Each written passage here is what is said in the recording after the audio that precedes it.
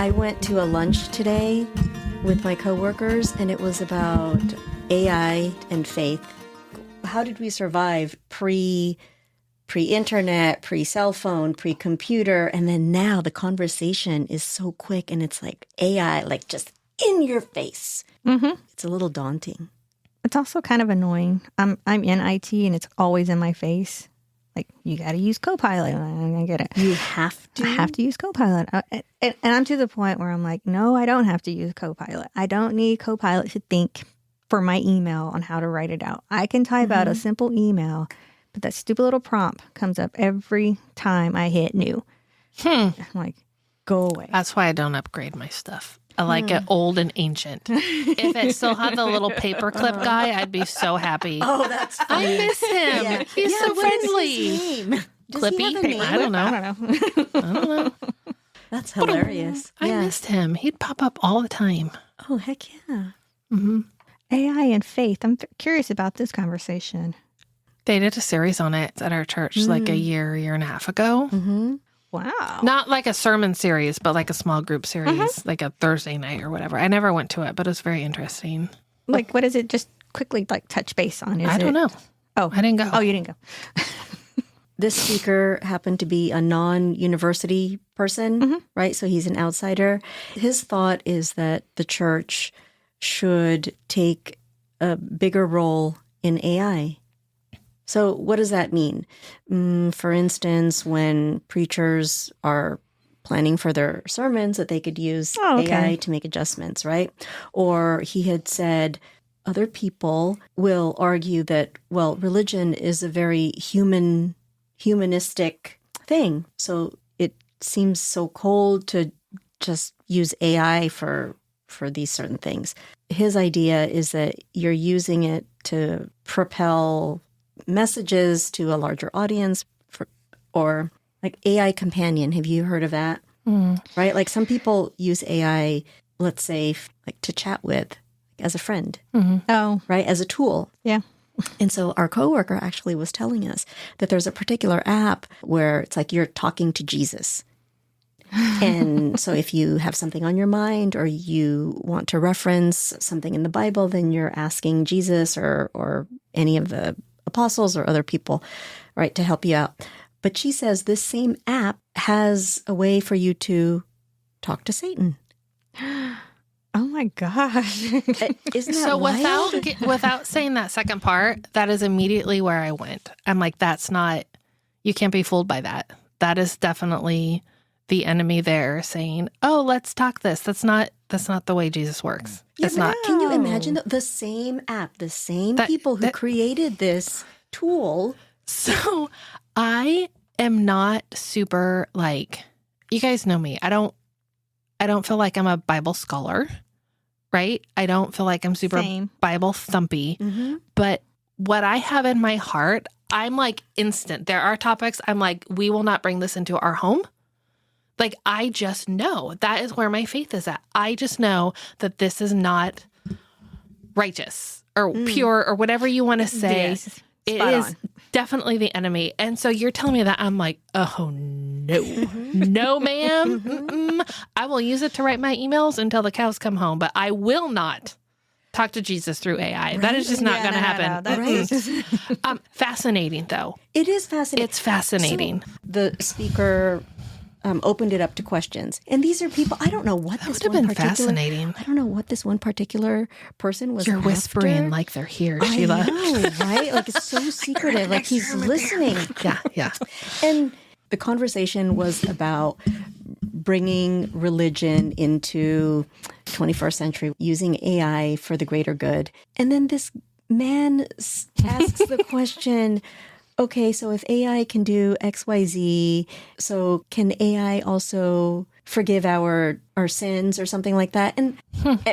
And my coworkers and I were talking about it later. It's like, dude, what are you why are you asking this question? The speaker said, no, for many reasons, because we're talking about how AI can be helpful, how it can be progressive. But we're also talking about religion that is very humanistic in nature. And why are you probing this question? Like, what are you trying to say? Anyway, it was just the weirdest thing. The So weirdest back to your interaction. app thing, right? I'm wondering now, this is my confession now? Is this where I go to get my confessions? Is on through AI because Jesus is talking to me? Right? That's crazy. Right? And some people are probably going to be thinking like that. Sure. I mean, so we can use AI, or we use, for instance, BetterHelp. It's this app, a tool that helps us to speak with a therapist, but this is a live person. Correct. But I imagine that there are tools out there that use AI to help somebody, like, oh, if they say, oh, I'm feeling this way, what are some resources that are available to me? But if it goes even deeper and further, like, oh, I'm talking to Jesus, right? Or people use a companion because they don't talk to anybody else in their life. They have a very small bubble. I'm going off a little bit, but remember when Alexa first became a thing? And so you would say, hey, Alexa, what's the weather? Hey, Alexa, how do I cook this and that? And I feel like one of our good friends would talk to Alexa. I mean, there are people who have conversations with AI. Yeah. Yes. That's what it's. They form a relationship How it's with created. them. Like there's a story about a guy who had a personal relationship with an AI bot. Right. Yeah, I just heard this on the radio. Somebody wanted to know what their chat bot or chat person looked like. And so it produced an image. And the guy was like, I thought it was a dude the entire time. And it was a girl that came up on the image.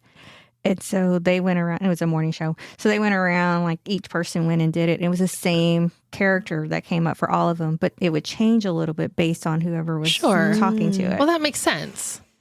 Same features of the person, but like maybe because like one had a ponytail real. and then one was like the hair down and one was like the skin color was a little different, but it was the same character. I'm like, that's weird. I don't feel like I can see how people can go like all in or totally against it or conspiracy or not. Like I can see how quickly that can happen. I just want to know enough to protect myself and to use it in a correct way for me. But I don't want to get that far into it where, I mean, I do use mine a lot for work now because I feel like I'm in a situation where I need it, where if I send an email about what I really thought, I probably wouldn't have a job. So I use it to kind of tone down how I feel, which in the past I would just like wait 3 days before I sent it. It kind of helps me in that sense. But this makes me really uncomfortable. Right. So I don't know if I'm using the right terminology, but fascinating about religion. Like that's fascinating. Right. I would have because never put the two together. Yeah. Really? Never. Yeah, and you're using it, you would think you're using it as a tool, not as a replacement. Correct. Right. So I think education, and we all have free will, so we can choose to believe or not believe in whatever capacity we want. I think opening the conversations is fantastic if we continue to use our brains. Yes. Right? Please use caution. Yes. There should be a big old banner on But that. the person that asked that question that you thought was so ridiculous, I also think that's probably indicative to, I think it's one of two things. Either that person some people like to ask questions that are controversial. I happen to be married to one. Like he just asks the questions because who else is going to ask them? Right. Or maybe that's just kind of their philosophy. Maybe they are a believer and so they're trying to piece it together or learn AI. And I'm just probably not going to hang out with that person because that's weird. Yes. We were just all pretty surprised by it. Also, it's very cool, Sheila. I just want to say that the culture that you work in, your office culture, you guys can go to those things and have discussions afterwards in a really respectful way. That is so cool. Yeah, because there's no way that would be open up in my industry. Well, right.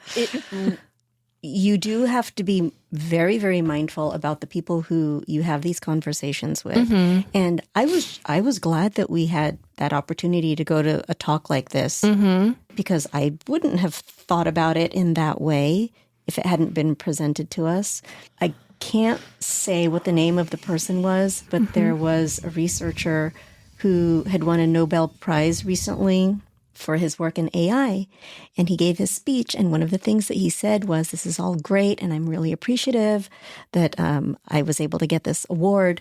But please, let's use AI for the greater good. Don't need to, it sounds like something out of a movie. Like, don't use it for evil. So I was going to say, if there are any Harry Potter fans out there, this is exactly what it made me think of. Because if you read the books from start to finish, and that is what I think a lot of the controversy was, is it walks a really fine line between a Christian-based religion and a fantasy, right? But the end ends up about doing something for the greater good, protecting humanity and fighting evil. And so it's so funny that this phrase is thrown around a lot, for the greater good, because in my brain, huge Harry Potter fan, that's what I think of. But it was this constant fight between good and evil. Conflict, I guess, not fight. But the whole series is about good and evil, good and evil. What's good, what's evil? Can you be both? All of these things. That's my take on it. Everybody has a different opinion. But the greater good, I feel like that in and of itself, like, what does that mean? Yeah. Right? If you're all of a sudden influenced by maybe things you hadn't been before, or something that has, by anything, whether AI or whatever you're putting into your brain and your heart, like, your opinion of greater good could end up really negatively affecting the greater good. Like, who knows what that is? Right. Like, here we are with AI, and you are driven in a certain way. How far do you let it consume you? Yeah, it's just weird. Also, with religion, though, not with religion, with bringing it into the church. I think those are two different things. I think religion and Christianity are two different things. I think that if you're talking about bringing AI into the church, I think that will come full circle. I think it could end up being really messy and ugly. However, it already is. If you're blind to think that every pastor in every church is great and perfect, it is not. And that they're writing their own sermons. Yeah, and that's exactly what I was going to say, that they're writing their own sermons and they're treating it like there are some just not good people out there, and they end up in fields and industries where maybe they can hide behind that. And so maybe that will... It's already happening, I guess is what I'm saying. Things are being recycled. The power of the internet, they can, we all know that that's happened, and we hear stories in the news and all of that. So it'll be interesting to see how it's used. Oh, for sure. Speaking of the power of tech, so the speaker showed us a video of Will Smith. The prompt was make a video of Will Smith. Getting jiggy with it. Yeah, eating pasta. And it was so, what is it? It seems so archaic. I mean, you could very much tell that the imagery was not sophisticated and that it was a fake video, right? Because it was very spotty and anyway. And then he said that even within 6 months' time, asking the same prompt, it was clearly a very different video, and it looked like Will Smith. It sounded like Will Smith. I mean, you wouldn't even be able to tell that it was computer generated. And then he showed this other video, and the prompt was create a sermon, right, based on XYZ text in the Bible.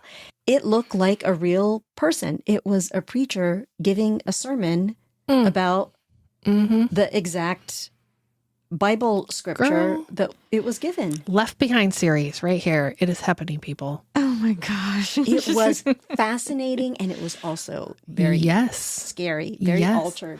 So I'm going to admit this. I cannot always tell the difference. I cannot tell when something is AI. That can be frightening. My right? son is 20 and looks at me like I am just an idiot. He's like, Mom, you can totally tell. And I'm like, I can't. I mean, I feel like I'm still connected enough to kind of like piece something together, but I can't tell all the time. I can tell based on like my context clues sometimes, but not because I think I'm a tech savvy person and my eye can tell. Yeah, I can't and sometimes. I try to avoid all of that just because I don't want to live in a fake, this is me in a fake world, right? How do you avoid it? I know, and that's the scary part. I really feel like I am behind the 8 ball on a lot of things, especially with AI and tech on where it is today. I used to think that I was right up there with it. And within the past 2 to 3 years, I feel like I've just fallen behind and more and more and more. And it's like, okay, how do I catch back up? I don't know if I can. You can. I I know it can. If I think it's probably being around the right people in your industry. Yeah. And using it's just, critical thinking. but yeah, I mean, like to the kid's point though, I can't tell the difference sometimes. And they can just spot on like, okay, can't you see right there? I was like, no, I didn't see that. But who's to say that as technology gets better, that even these kids can't, can't differentiate what's real and what's not. Yeah. Here we are, we're always on social media, or at least I am. I'm always scrolling, right? And all these messages come up, whatever they may be, based on the algorithm of your phone. Or how do we really know that? So we need to use critical thinking skills. So, yeah, that's so interesting. So I had a family member I was talking to this weekend, and she was like, hey, there's this website that they're going out of business. So if there's anything on there that you want, I'll buy it for you. So she's pulling it from her Instagram. I pulled it from my computer, and my antivirus that I don't even think works was like hard stopping every page I went on. And I messaged her back and I was like, I hope you haven't bought anything from there yet because it's not real. And I think that was really eye-opening. So this is so convenient that you brought this topic up, because it's the website looks like a real person standing outside her storefront. And I just looked at this and I thought, I guess the longer I look at it, it doesn't look real. But we're so instant in everything. We just scroll through and flip through that I wouldn't have known. I would have scrolled through and been like, oh, look, that person's going out of business. Let me click on there and see it. And that's what scares me for myself and scares me for my family members that are older and just society in general. And this is where I'm like, thank God my dad is not on the internet, because he'd probably be like, oh, look, and be clicking on everything. Yeah, because we can be so trusting. Yes. Did you guys get a scam? There was a scam a while ago. My husband caught it because he has an eagle eye. I would not have, but my mom didn't. So it was like an Amazon Kindle purchase, and I don't purchase that separately. I purchased it through, like, personally, I actually have it, but it's through my Prime account. I don't purchase it separately. And this was a charge that showed up separately. And so it was a hard stop. Didn't do it. And then my mom told me like 3 days later that she had found this weird same thing. And I was like, oh my gosh, Mom, it happened to us. You need to stop it. It's a scam. Well, hers had been going on for like 6 months because she didn't check it and she didn't pay attention. Just crazy. That is not the same as AI, just a random piece of information. But I think there's so many scams going on right now. It's crazy. Yeah. My husband told me about one today about a gas pump. Something about if you pay with your credit card at the pump, just be cautious because... Yeah. Oh, because it could be a reader? I've heard that. Skimmers? And that's not the skimmers, but it's something like they put something on the pump itself, like it shows that you're done. But in reality, somebody's coming up right behind you, and then they're going to fill their tank up as well. Great. I'm like, yeah. So what do you look for? I don't know what we're supposed to look for, but I was trying to get more information. I get my gas from Walmart through the app, so I don't use my credit card. I just boop, app it. Really? Oh. Yeah. Oh, I want to know how you do that. It's Walmart Plus. And I'm so weary about stuff like that too. Putting my credit card on all of these apps. I know.